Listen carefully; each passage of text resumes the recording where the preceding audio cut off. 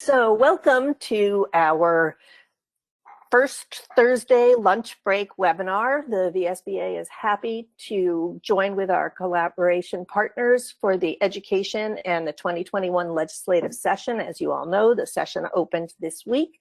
And so this is a preview from Sandra Cameron, our Director of Public Policy, and Sue Siglowski, Executive Director, on what we can be expecting in the coming months from the Vermont legislature. Before we get started, we thought we'd just say hello. As you know, I'm Susan Holson, Director of Education Services for VSBA, and our presenters. Hello, everyone. I'm Sue Siglowski, Executive Director of the VSBA. A Happy New Year to all.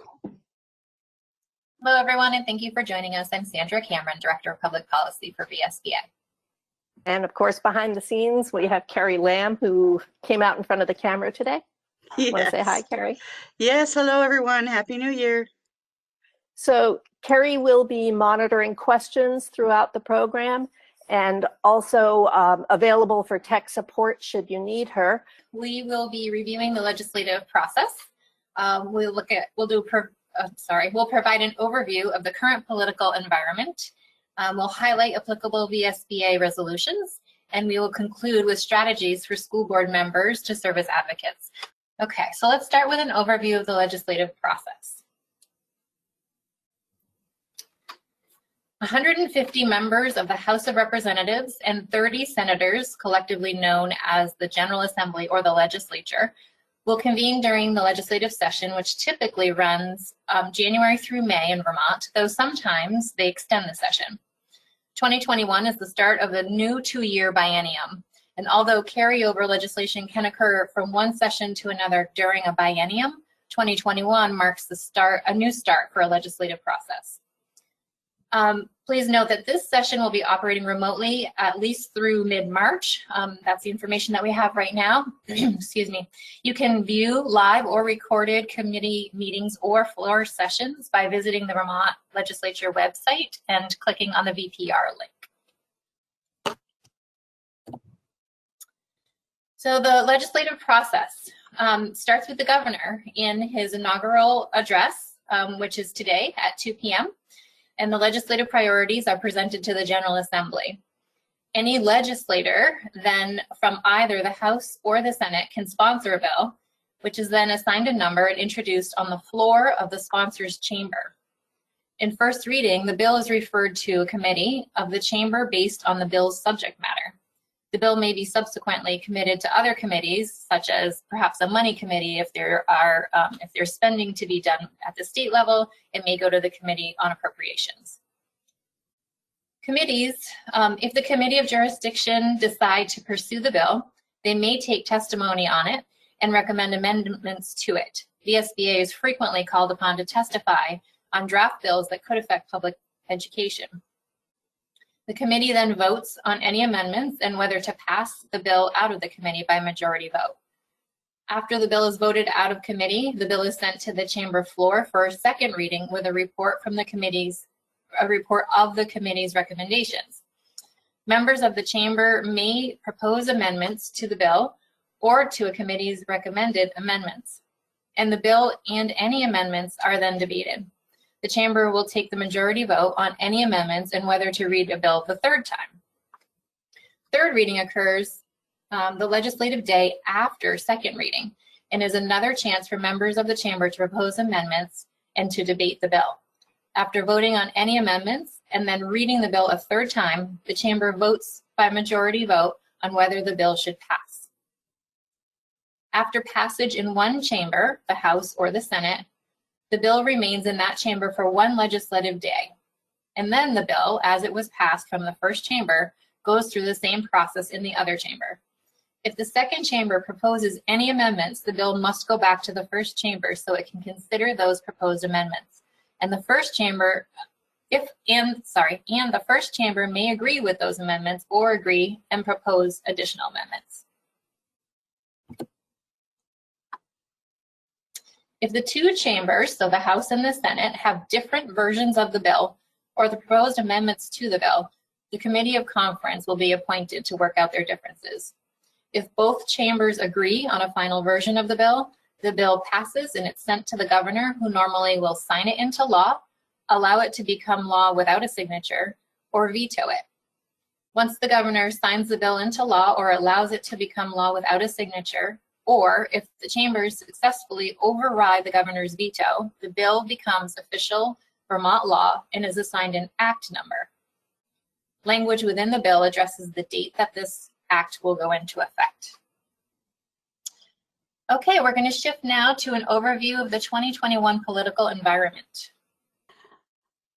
So the education committees, we know that the chair of the House Education Committee is going to continue to be Kate Webb, and we have some returning committee members to that committee: Vice Chair Coopely from Rutland City, Ranking Member Conlon of Cornwall, and Representative Austin of Colchester, Hooper of Randolph, James of Manchester, and Toof of St. Albans Town. And in addition, there are new committee members: Arison of Wethersfield, Brady of Williston, Brown of Richmond, and Williams of Granby. Currently, we do not have the information regarding the membership of the Senate Education Committee. We will hopefully know that soon. And if you want to keep an eye on that, I would suggest looking at the homepage of the Vermont General Assembly. They have, on the right-hand side, there is a space called Announcements, and that is where you would find the initial announcement of the committee members. There has been some prioritization by leadership of addressing COVID-19 topics, and some of those topics are learning and how that's been affected by the pandemic, school and government operations, the economy, of course, and the logistics of how the General Assembly is going to operate during the ongoing pandemic.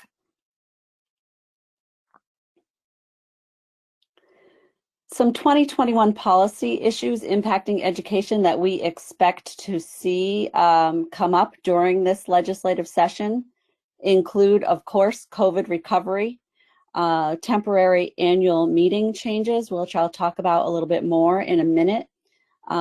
They've talked the last couple of years about capital construction aid, and we expect that to continue, as well as pension funding, Act 173 implementation, the weighting study, and equity, implicit bias, and racism, and statewide bargaining for public school employee health benefits.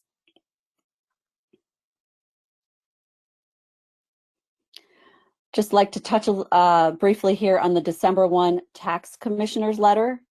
There is a link in the presentation to the actual letter. So when you receive the email with the PowerPoint, you'll be able to click on that and go directly to the letter. You can also find it very easily by Googling Vermont Tax Commissioner December letter, and it should come up right, one of the first links.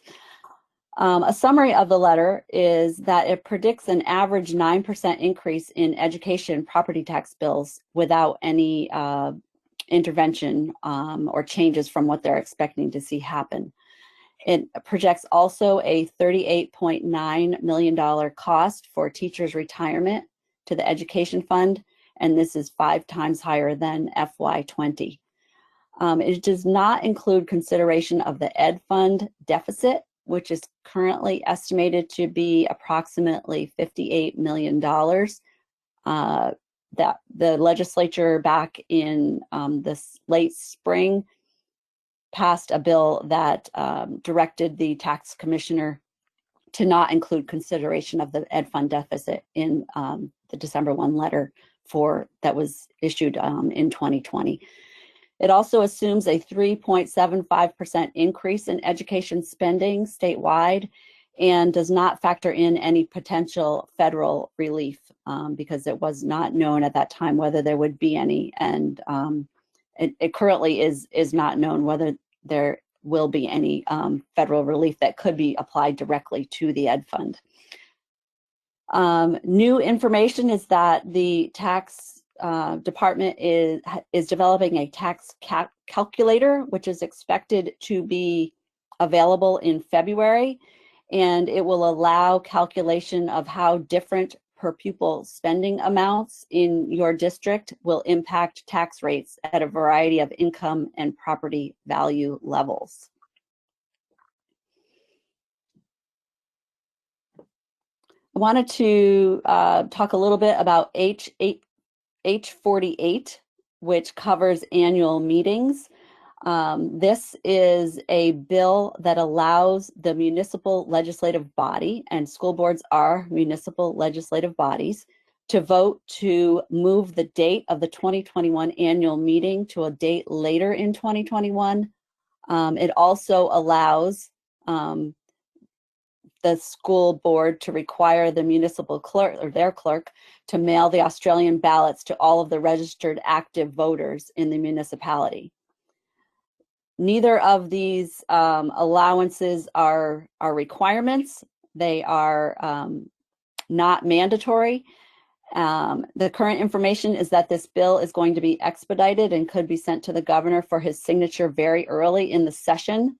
We're watching it very closely. I was actually listening to the testimony on H48 and what the Secretary of State had to say about it right before I came on to this webinar, and I'll be returning back to it afterwards because it's one of the main topics that's being discussed in the legislature today. And you can expect to hear further communications from the VSBA about H48 and its implications for school districts. And you probably will be receiving that quite shortly, so please keep an eye on your email. There's a possibility that we may be offering some type of webinar or Q&A sometime in the very near future to answer questions that come up about this, because there are a lot of questions that arise. The first question I have is, will H48 cover school districts that don't vote their school budgets until April? Yes, it covers all municipalities, and it's not making any changes to your date. You would need to, the board would need to vote to make any type of a date change. So it's just authorizing the board to do that. Does not mean that you are required to do that. Okay, so the next question is, does the VSBA support a plan to do away with property tax and shift to income tax to fund education in Vermont? I believe there is a resolution, a VSBA resolution, which they are available on our website that addresses that question and does support the shift away from the property tax. I could, when Sandra covers the next section, I'll try to go and find the exact resolution so I can let you know which one it is. Great. The next question, does the VSBA have a position on OneCare? Should we anticipate legislative pressure to join the single payer plan? The VSBA does not have, has not developed a specific position on OneCare. I have not heard anything that would suggest that there's going to be that pressure during this next legislative session. Okay, that person said OneCare is not single payer. Should I ask what? Yeah. I don't think I said it was one single payer. Okay. Okay, next question. Oops. Next question, has Treasurer Pierce provided input or insight on the teacher's retirement fund? She has not provided that to the legislature yet. They just opened yesterday, and the committees are just starting to meet today, but I would anticipate that they will be hearing from her probably in January. Okay, and the last question I have right now, will districts that vote in April be able to mail ballots to all voters and vote on all matters by Australian ballot? Yes, they can do that. The board would need to vote about that. We have an information sheet on the VSBA website under COVID resources. We could actually include it. It might be a good idea to include it with the materials from this webinar. And I think that will answer most of the questions, but please feel free to email me with any questions that you have regarding this topic. I've answered a lot of questions from school board members recently about it, and what I do is if I can't answer the question, I refer you to Will Senning and JP Isabel at the Secretary of State's office. They're in the elections division. And most times I'm able to answer the question, then I do copy them so that they can supplement or chime in on the answer to the question. But we've been answering a lot of questions and getting back to people very quickly. We know it's important information. Great, Sue, that's all the questions we have right now.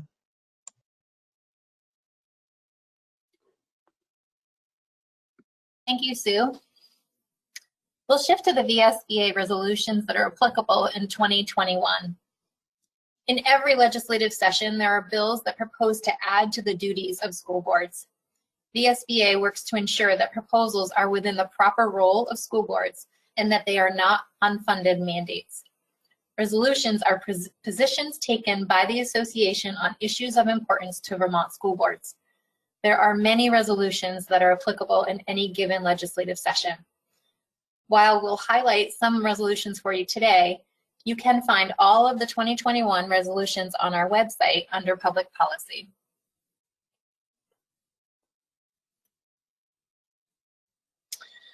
This resolution addressing equity, quality, and cost effectiveness calls for initiatives that create greater equity and cost effectiveness, a balance of the needs of students and taxpayers, but also reflecting community values and engaging school board members who can inform the process. This first resolution, equalization, speaks to the need for equal educational opportunities for all students. This connects strongly with the weighting study. The second resolution on this slide, equity and anti-racism, calls on VSBA to demonstrate and promote the unequivocal collective responsibility for equitable and inclusive education environments by recognizing, responding, and speaking out against injustice and racial inequity. This resolution encompasses work within the VSBA as well as work in the field through school administrators and through school board members. This first resolution, federal and state funding obligations, educational equity, funding adequacy, and unfunded mandates, calls on the state and federal governments to provide the financial resources to address the challenges of COVID-19 and beyond, which includes academic, physical, and emotional needs of all students.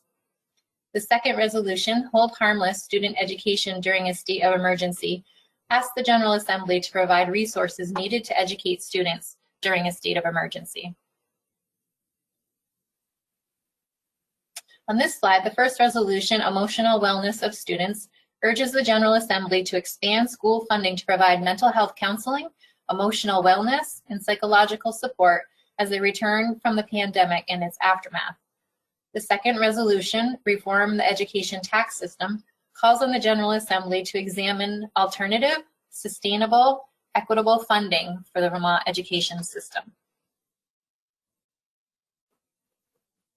And our last resolution slide for today, the first resolution, broadband access for education, addresses universal access to high-speed broadband services for every student in Vermont, including financial support for those families who cannot afford it, though not as an unfunded cost to school districts. The second resolution, Australian ballot for district votes, calls on an amendment to provide school districts with the option to use Australian ballot without first conducting a district meeting in order to make a decision by Australian ballot. And those are the highlights of resolutions for today. Great. Sandra? Yes. I would just highlight one of the resolutions that you mentioned in response to the question that came earlier, the one about reform the education tax system. So you can see the full text of it there that says the General Assembly should examine alternative funding sources for our education system that are more equitable and sustainable rather than continue a system that predominantly relies on property tax for revenue. That's the one that I was looking for, and it's Resolution 2F. Thanks. Thank you, Sue.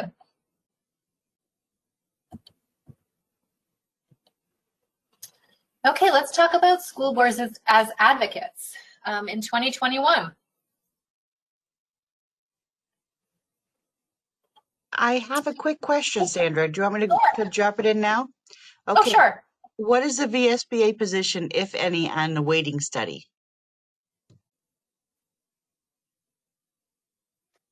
I can answer that question, Carrie. The VSBA has taken, I believe, 3 votes on the weighting study, and I don't have the language right in front of me. I can generally tell you that they were supportive of the weighting study, and while Sandra is doing the next section, I can look for the specifics and I'll chime in after that. Great, thank you. All set, Carrie? Yes, there's one more question. So those resolutions are generated by the VSBA, not offered by school districts, correct? That's the question. Resolutions are offered, they come from school districts that are members of the VSBA.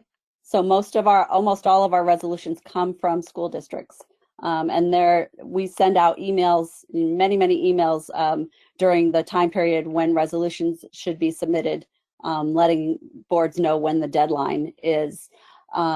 We usually receive anywhere between 8 and 20 resolutions from school boards every year. Also, the resolutions committee is permitted by the VSBA bylaws to draft resolutions as well. And just anecdotally, the timeline for resolutions, we usually start asking for those sometime around June. May and June, we'll start to see emails. Okay, that cleans up our questions. Thank you. Okay, school boards as advocates. Here are a few tips. Establish a relationship with your legislators. Be a credible source of information on education issues impacting your community. Focus messages to legislators on the effect of the proposed legislation on students rather than on you as a board. Present your point of view to legislators in language they understand. Because of the many last-minute changes which a bill can undergo, as we've discussed today, when possible, support a position and principle rather than any specific legislation. And a few resources for you. We are shifting this year. We're going to be offering a weekly legislative blog, so you can subscribe to that. I encourage you to subscribe at the vtvsba.org/blog. And what that will do is automatically send you an email when I've posted a blog. We're going to be doing 3 legislative session reports between now and the end of the session, one very soon, one about midway through, and then one when the session concludes. VSBA will sometimes do updates and action alerts when there's an issue that we want to be sure our members know about, and may call on members to contact their legislators. Commentary and testimony are on our website, and if any school board member ever wants to provide testimony, we can help facilitate connecting you with legislators and committee chairs. Connections with legislators and committees through Sue or myself at any time. Feel free to reach out to either of us. And that concludes our webinar. Any other questions, Carrie? I do not have any at this time. I can give the weighting study information that the previous question asked for. Great. So on March 11th, 2020, the VSBA board meeting included a presentation by Tammy Colby, who's one of the authors of the study, and Chloe Wexler, a legislative fiscal data analyst at the Joint Fiscal Office.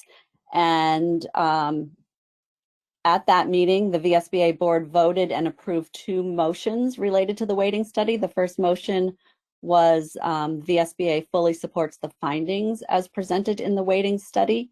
This motion passed unanimously with 1 abstention. The second motion, VSBA requests the legislature to thoughtfully and expeditiously establish an implementation plan in pursuit of equity of outcomes for all students, and one that is designed to build capacity within our systems to absorb the changes in funding due to changes in weights. And that also passed unanimously with 1 abstention. And then at the June 10th meeting, the board again took up its position on the weighting study and voted unanimously to approve the following position to be communicated to key legislative leaders after the General Assembly completed its work in June and recessed until August.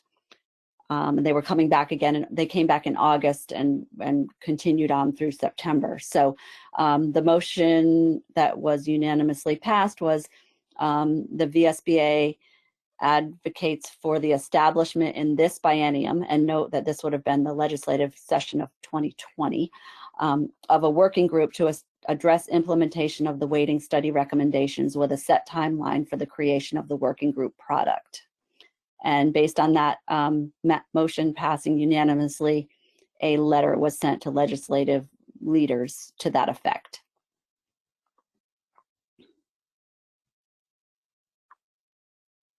Thank you, Sue. Carrie, have any other questions turned up? No, ma'am. Okay.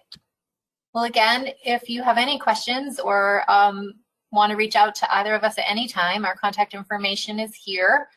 You can reach us directly through email or on our cell phones right now because we're working remotely at any time. So we want to thank you all again for attending today, and please don't hesitate to follow up with any of the VSBA staff with questions or comments or ideas for future webinars. We'd love to hear from you. As I said at the beginning, we'll have, when you close out of the webinar, there's an opportunity to respond to a very brief feedback survey. Please take a couple of minutes to do that. And if we don't see you before, we'll see you on the first Thursday of February, if you can believe it, ready for our next webinar. So thanks again for joining us today. Thank you.